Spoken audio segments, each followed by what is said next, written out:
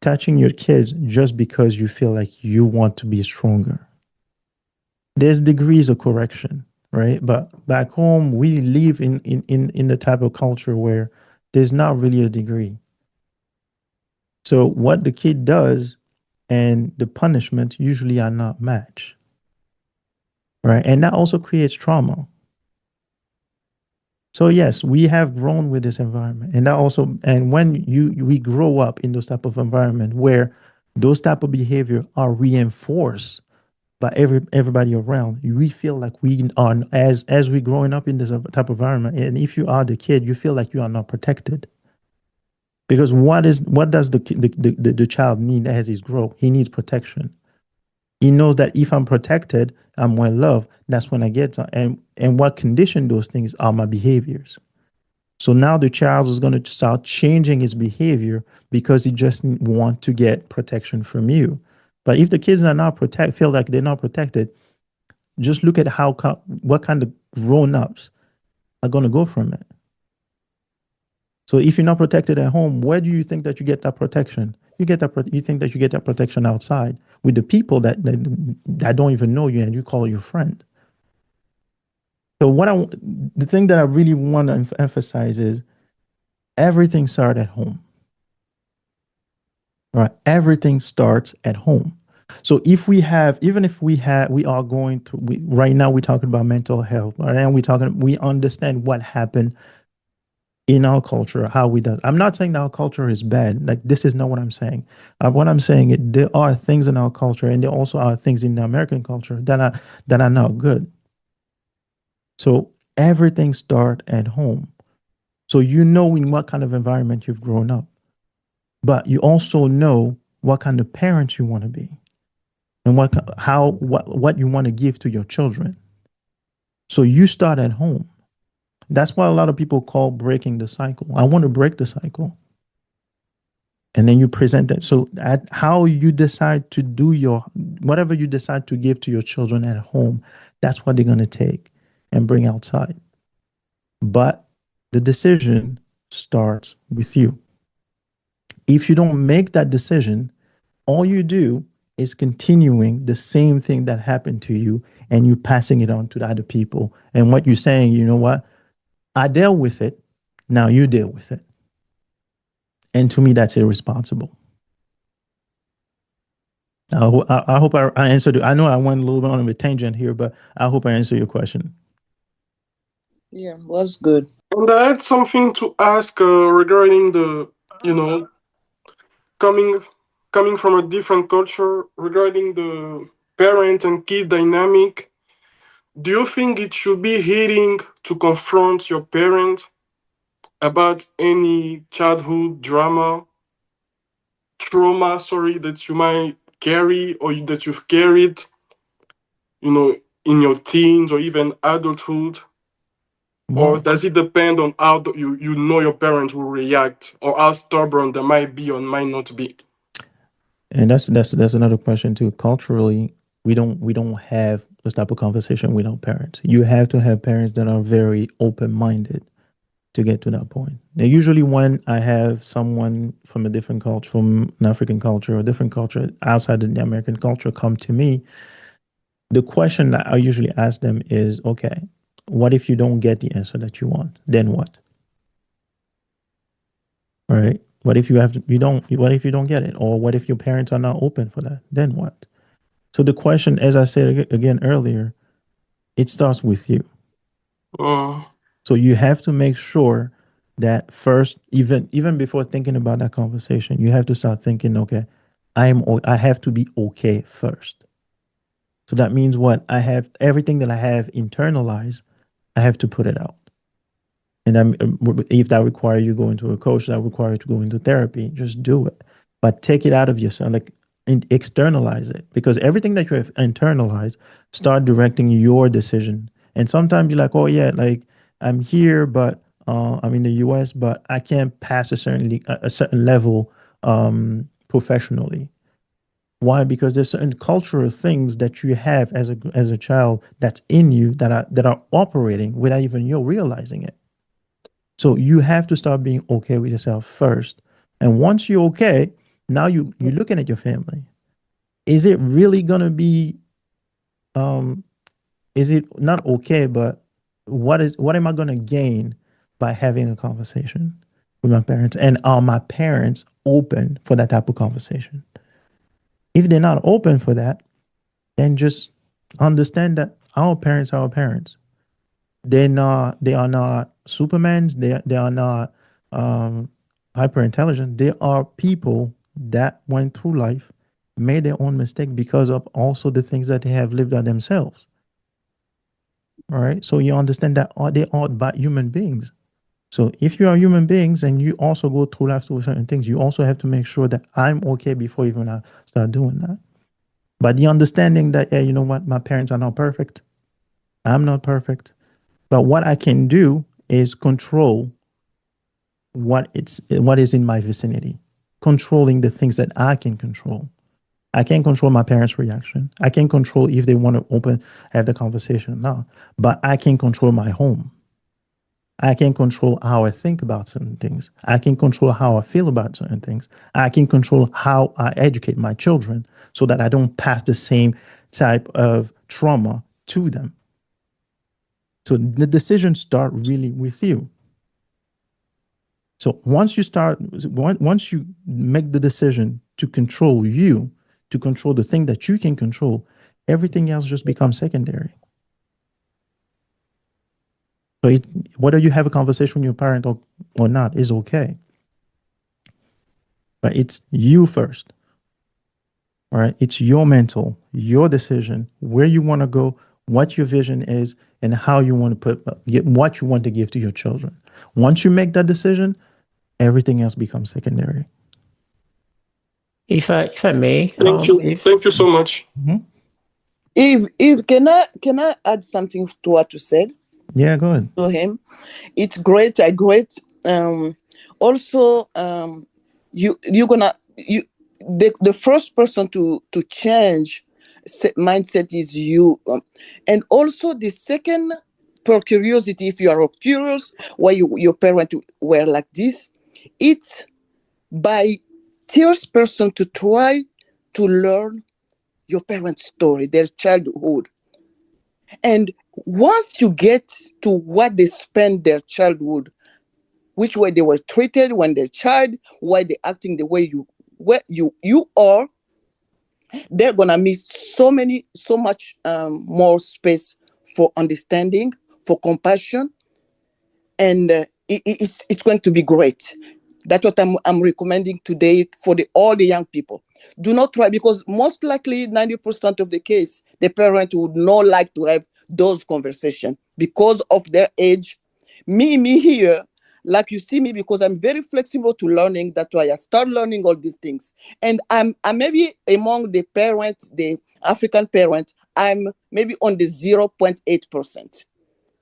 I'm doing this effort, right, to try to understanding these things, and in order not to pass them to your generation.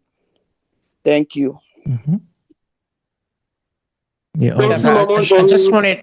I just want to remind everyone that we are not obligated to do this in English. If you have a question or you want to intervene in French, feel comfortable, even in Lingala. I mean, the default language in our group is English, but we are comfortable with any languages that we choose to express ourselves in.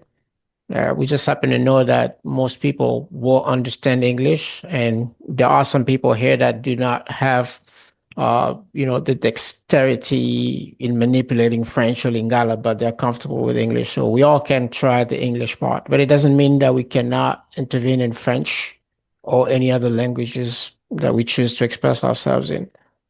I just want to add, as far as the families are concerned, I mean, that is a huge source of stress in our young children, especially the diaspora kids, right? I'm talking about 30 and younger.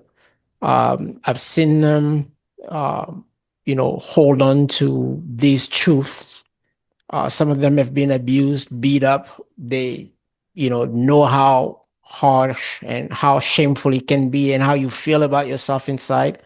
They keep these truths within themselves and they don't know where to go speak about it, obviously. In some ways, it's not really a matter of who's right, who's wrong, right? It's not because the parents, are wrong about beating children or they don't love the children. It's really not that the question. And it's not because the children were wrong and they misbehaved and disrespected their parents. The issue is beyond that. And that's the reason why we have these sessions, so we can address that, so that we can talk about it and find a place to stand on and openly talk about it, right? So a lot of the things that Maman Janine said today was that it was okay, first of all, to talk about it. And the second thing is it's okay to go to a person like Eve or anybody else that you feel comfortable with. Because in most times, when you feel victim, when your dad has hit you or your mother has beaten you up, the last person you want to talk to is them, right? You want to avoid them. And we talked about that trauma. It's really a traumatic experience, and no one should ever go through that. So it isn't something that we should underestimate. It isn't something that you should hold on for yourself and keep in your heart and think that you can be strong and overcome by yourself. Find help. And this is the least you can do for yourself. It is true that it's up to you, however you want to handle it, but ultimately it's okay to feel vulnerable and to open up and talk to someone who might be able to at least give you that space to express yourself and take this thing, that weight off of your shoulder or, out of your heart. It's definitely something that helps a lot. And I also just want to mention that our community is really not well equipped to handling these types of situation. Our pastors even less, because 90% of them will tell you that you're possessed and you need to obey your parents anyways. And this is a space that we want to create, right? With CDMA, with the community dream makers. We just realized that there is an opportunity here to address things like that. You guys wouldn't believe me if I tell you what I had to go through last night. It's exactly one of those situations. I ended up being stuck out there till almost 2 o'clock in the morning because a family situation where a young lady, went through exactly what we're discussing right now. I'm not even going to go to the details, but it was bad enough. The police intervened and the whole family is en désarroi pour le moment. We don't know what's going to happen to them, to the child, to the parents. It's very complicated. Just to say that we don't necessarily have to get to that point, right? When we get to that point, we start already being too late. Well, although nothing is never too late, but now we can at least, with the knowledge that we are armed with today, we can at least take steps. Don't wait for it to get too late. If you are going through a situation like that, don't keep it for yourself. Reach out. Reach out to someone you trust in the community. There are a lot of people. And if you don't trust people in your church or your pastor because you believe that they'll side with your parents, which happens, I've seen it myself. So what you need to do, don't feel afraid to reach out to CDMA. Any of us will be able to help you. Coach Eve is there, will guide you. Maman Janine has plenty of experience on that. We have a lot of nurses in our community, dream makers, that can also help you, because these are the types of things that we want to organize. Safe space where anyone can at least, be heard and be guided. No one has a solution, but preventive and being equipped to handling situations like that is what's going to help us prevent these types of issues, right? I just thought I'll say it, bring it up. Unfortunately, our communities aren't always the most organized, but things are changing. That's why we're all doing what we're doing today. It's absolutely important to us. Thank you for hearing me out. I know sometimes I speak too much. Go ahead, Eve. Or anybody else. En fait, si vous avez des questions, des commentaires, des suggestions, n'hésitez pas, s'il vous plaît. C'est pour nous tous que nous avons fait cette session avec Yves ce soir. Il y a des costauds ici, hein? Il y a des gens qui n'ont jamais eu de problème. Yeah, hopefully there is not too much background noise, but if this was an amazing session, the way you gave synopsis of why we may act a certain ways, into why we start being desensitized, And, all that journey was absolutely amazing. So what I got out of it is I can absolutely relate because you feel the pressure. I feel the pressure of, man, I'm coming in this country, I can't fail, right? So I'm sure a lot of people feel that way. It doesn't matter your situation, either you're single, married, and whatnot. You always feel like, man, I'm in this country, I cannot fail. Added the pressure of back home, everything that we have to deal with. And the pressure doesn't go away even when you don't succeed, because now you have the pressure of, oh my gosh, I'm failing, right? So it doesn't matter what situation, how you feel, pressure is there. But what I got out of the session, at least for myself, is being aware, right? So it started with just being aware of the situation. And that was a really eye-opening for me that, oh man, it is making some great points. And it started raising awareness of my journey and just pay more attention to these signs. The pressure is not going away, but I feel like I'm more equipped to recognize. And I thank you for this amazing session. Hey, thank you, Patrick. Thank you a lot. Thanks a lot. Yes, everything as we talked about is about being aware of how things affect you, right? As we say, pressure is it's inevitable, right? We always gonna have pressure. Circumstances are always gonna come. It's really being aware of how you react to them, how you feel about them, right? How you understand them. Having that awareness on a regular basis, that's definitely what's going to help you. And if you cannot do that on your own, then reach out to somebody who has techniques, who has ways, or who understand the mind better to help you get to that point, right? There are professionals, there are coach, there are therapists. Reach out, right? Because I know in our community, well, there's always the saying like, "Le linge sale se nettoie en famille." Yes, it does, right, to a certain level degree. But there's certain things internal to you that sometimes you don't feel comfortable sharing with your parents or your family members or anything like that. All right. So being aware of what is going on internally, if you can deal with it, yes. But if you're not, I always recommend find somebody to talk to, somebody who's neutral and outside of your area of influence, so that that person will give you the most straightforward answers. And I think Christian has his hand up as well. Yes, sorry, yeah, I had my hands up. I just wanted to add it on. This is a great session. Mental health, it's not something we usually talk about or we even know that existed. It's because we know, like I said, where we come from, our parents did not deal with it. They didn't know it existed. So they just pass on the way they grew up, pass on to us. And us that we have a chance to be here and being a part of this new generation that recognizing mental health that it exists. I think, like you said, we need to find ways to recognize when it's coming, because we all deal with the pressure. We all deal with,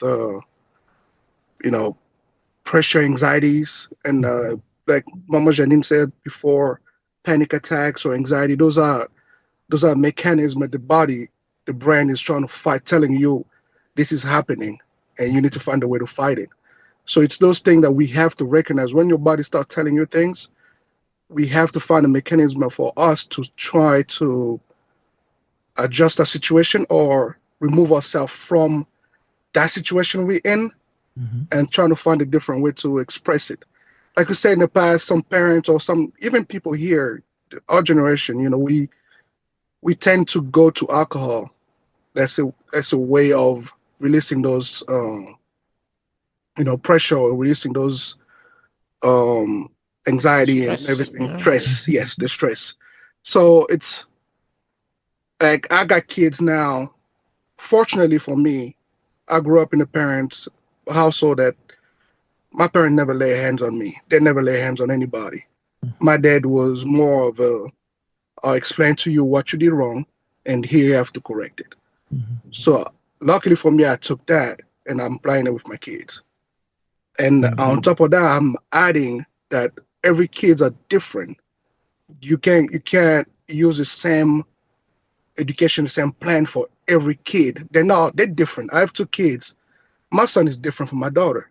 Mhm. So I have to learn how to discipline each one of them in different ways. So I think all that is a part of us learning how to deal with this and how to equip ourselves and how to help our kids as well be better person, be better people in the future for this for our community.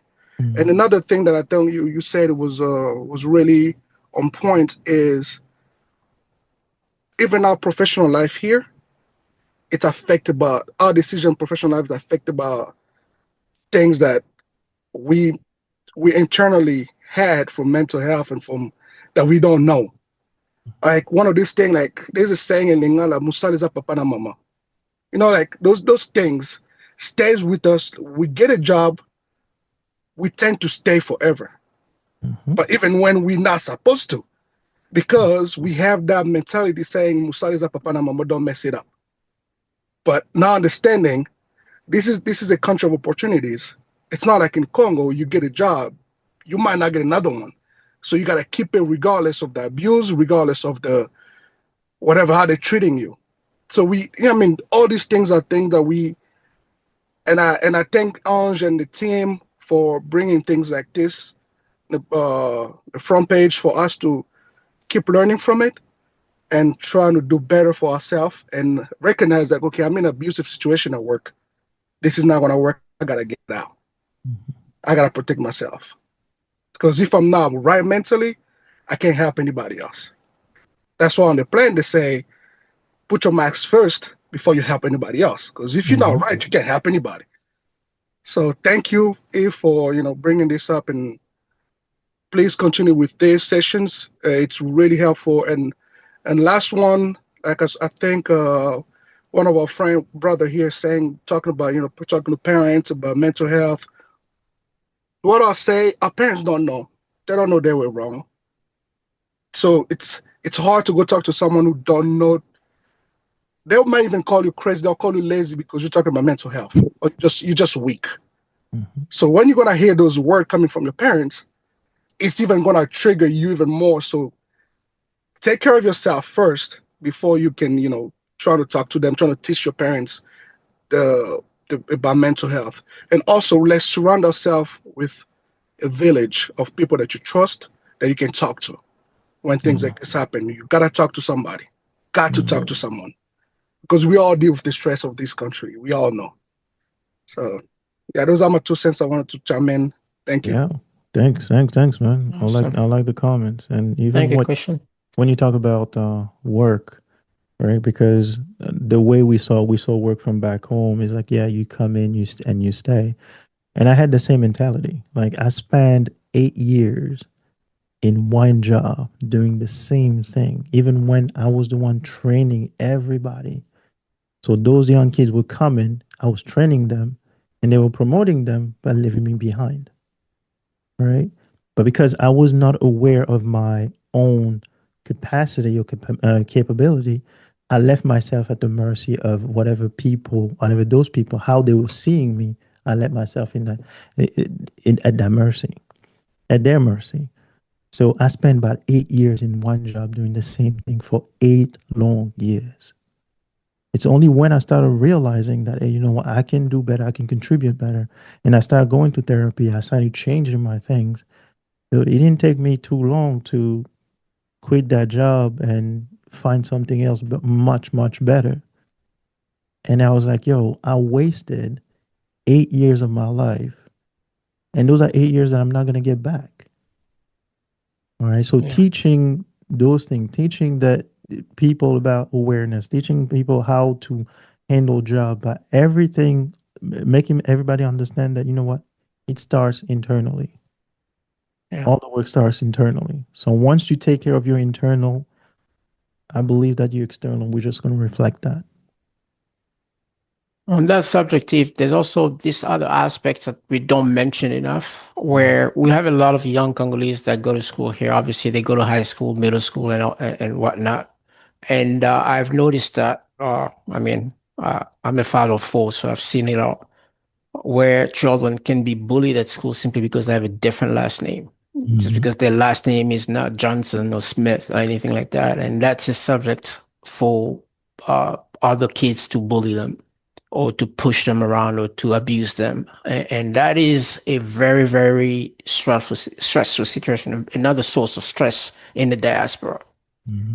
We have to make sure we educate our younger kids from the youngest possible age to understand and identify these situations when they see them or when they live them, so that we can be able to better protect them. We absolutely have to bring that up.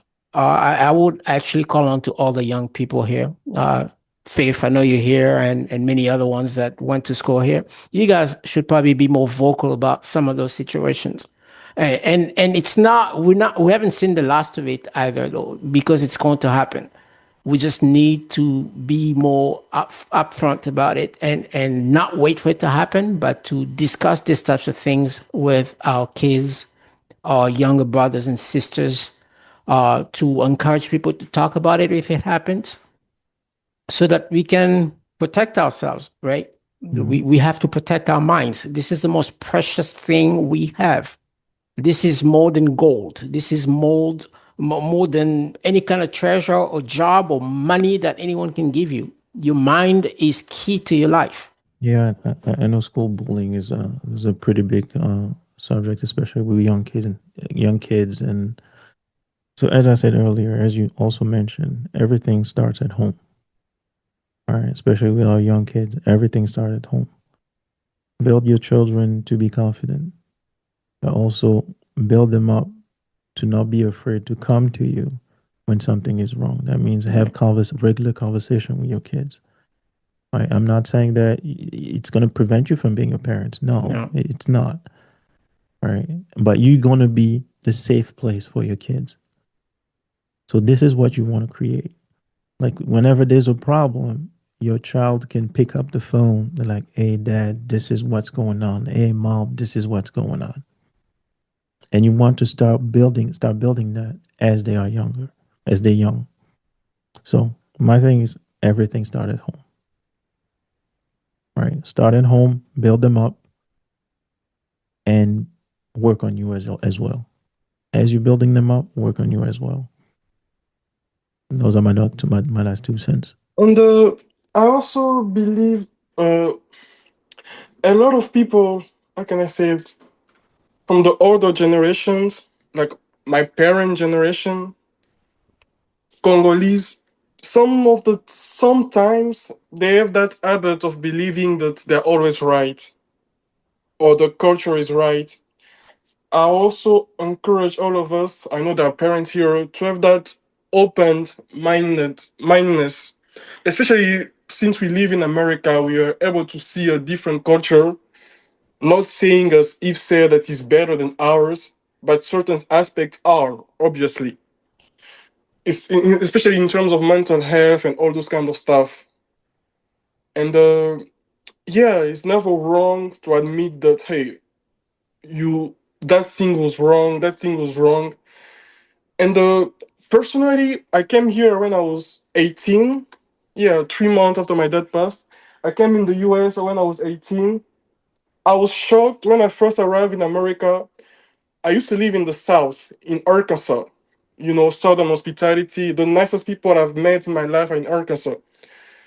So one of the cultural shock was to me to see how loving, or how can I say it?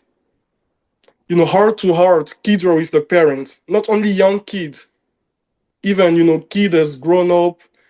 They love to show love. Say I love you is normal. I remember growing up trying to say I love you to my mom. She didn't take it nicely. She take it rude. Stuff like that. One instance I said it in front of my dad. He got pissed too. But me seeing that in America I wasn't wrong actually. And that was an instance I was able to confront my mom. I was like, hey, maman, tu sais, je peux te dire je t'aime réciproquement. It's still not easy for her to say that. But that was an instance I was able to, sit her down, explain her, seeing a different culture, you know, even hugging your parents is something some people see weird back home. I remember I posted a picture when I was 14 or 15 on Facebook. You know, my mom was holding me. You know, I received some kind of dark comments. But you come to America, it's normal for them to do that. So it's just, you know, just a call to people to be more open-minded, not be too stick in the culture. You know, sometimes they're trying to bring it into marriages, into how you need to do things, into everything. It's like, oh, you know, but that's all I wanted to say too. It's a good point. Good point. That's a good point, man. Yeah. Good point. Our culture is not bad. We are not putting down our culture just so that we can be as clear as possible. And a lot of the time, I feel like we tend to identify our culture more with the bad things that happen in it than the good things. So we always have to understand that there are good things in the Congolese culture in particular. The same way there are good things in American culture, but there are also bad things in the American culture. The same way there are some bad things in the Congolese culture. So it's really important for us to be smart and analyze things and be objective about, you know, what we are seeing. If something is bad, it's bad. Beating your children under the you know, pretext that you are trying to correct them so that they won't go bad in life is a poor excuse. That's just abusive. It's unacceptable. It doesn't make kids smarter. It makes them traumatized. It makes them, you know, hide into the shell and not be the best of themselves. That cannot be praised. That cannot be tolerated. Something that's wrong is wrong. This has nothing to do with how good or bad Congolese culture is. This is just bad people acting bad. Now, there are reasons, and yeah, it's up to us to identify these reasons and address them, and that's what we want to do. Not tolerate and find excuses for them just because they are our parents and raised us and sent us to America. No. I mean, I love you, Mom, but what you did is wrong. So I'm going to let you know that it's wrong. And if you don't agree with me, then be it. If I'm going to go to hell for it, then be it. If you as a pastor will come to me and tell me that I need to accept what what a parent is doing to their children because they're the parents, no, I will say no. I will say no. I mean, I'm speaking out on pastors' situations because they are very influential in our communities. A lot of things go through them. And unfortunately, they've also been protecting a lot of bad things in our communities. And I'm hoping that we can also discuss that with them and hopefully, learn and make progress and improve in terms of what's good about our culture. Now, there are a lot of good things. Je sais que tu as dit là m'a beaucoup touché parce que c'est le sujet que j'ai traité dans mon deuxième livre, but nobody read anyway. Oui, conflit entre les enfants. Et ce livre, c'est pourquoi j'ai dit à Just. Maman, you can send me the book, please. Je vais t'envoyer ça parce que c'est gratuit. J'ai mis ça gratuit. Hein? Ce livre, je l'ai écrit il y a 3 ans. Merci beaucoup. Mais il y a des gens quand même qui l'ont lu. Ça répond. Et puis ce livre-là est chrétien. J'ai adressé le problème des pasteurs. J'ai tout adressé. Donc, quand je vois toutes ces choses commencent à rebondir aujourd'hui, that's where I'm saying really my writing are inspired. I'm doing this. Ce livre-là, je l'ai écrit, c'était avant Covid. Le problème entre les milléniaux. Le titre du livre, c'est Conflit entre les enfants du milléniaux et leurs parents. Pistes de réconciliation. Can you imagine? So, I offer des pistes de réconciliation dans ce livre-là. Même nous, dans la communauté, personne n'a le temps de lire. C'est pourquoi j'avais mis ce livre-là gratuit sur un pool des jeunes là qui sont en train de lire ça. Mais je vous dis, ce livre, si les gens, même un pasteur de cette communauté, trouvait un temps pour lire ce livre-là, je crois que ça va. Toutes ces discussions qu'on a eues aujourd'hui, surtout sur les parents et les enfants, Il y a les réponses dans ce livre-là. Jonathan, je vais t'envoyer, dès qu'on finit ici, je t'envoie le lien de ce livre-là que j'ai mis à disposition gratuite. Merci beaucoup, maman. Pas de souci. Oui, oui. Ça va vraiment beaucoup t'aider. By the way, I just wanted to make sure that Maman Janine, if you allow me, I want to, confirm that with you that you are ready to start that session on reading that we were planning, the reading circle. Oh oui, oui, no problem. Yeah. Donc, pour encourager les gens à lire, Maman Janine va avoir des sessions avec les Dream Makers, justement pour promouvoir la lecture et démontrer les avantages, en fait, de la lecture. C'est-à-dire, quand les enfants lisent, même les adultes, ça, c'est même pas seulement un problème des enfants. Malheureusement, il y a des stéréotypes qui sont devenus vrais, comme quoi, si tu veux cacher quelque chose pour les Congolais ou pour les Noirs en général, tu n'as qu'à les mettre dans un livre, quoi. Donc, parce qu'ils vont jamais aller le chercher. Malheureusement. Oui, Maman oui, Sylvie? Hello. Hello. Good evening, everyone. This is my first time entering to the Zoom. I was just following everybody's speech, and I really like it and appreciate you guys doing it. And that's gonna help our children because I remember when we was back home. Every time when I wanna ask my dad for money, I used to be so scared what I cannot speak in front of him because I used to write a letters. And I write a letter and then I'll put it under his pillow. When he's gonna go to sleep, if he read it, then he's gonna call me. Why you didn't speak to me? You should have just come directly to me. Why did you write a letter? It's because the way we grew up, we were so scared of our parents, which is something I will never do again, and I don't want my kids to be that way because we want in this country we want our kid to be our best friend. Just by making your kid to be your friend, you giving them that opportunity that anything wrong, good, bad that happen in school or in the community, they will become your friend. Not gonna be scared to come and talk to you and say, "Hey, mom, so and so that happened to me in school," and you will be the first person they're gonna come and talk to any issue at any level. I'm sorry, I just got a flu, so sorry for my voice. So you want them to be like that. Example for the bullying at school. I always tell my kid, I say, you know what? It's better maybe somebody can bully you, but I don't want you to bully another person because it's gonna stay to that person's brain for the whole life. That's why sometimes you see those like one of my son's friends.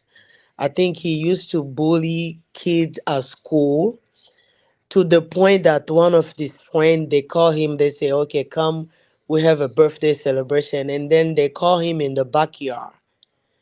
They shoot his two leg. Wow. This is just how the bullying can go really bad and wrong. So that's why I always tell the kid, I say, when you go to school, you're going to learn. You're not going to bully other kids. Because can you imagine if they do that to your sister or to your brother?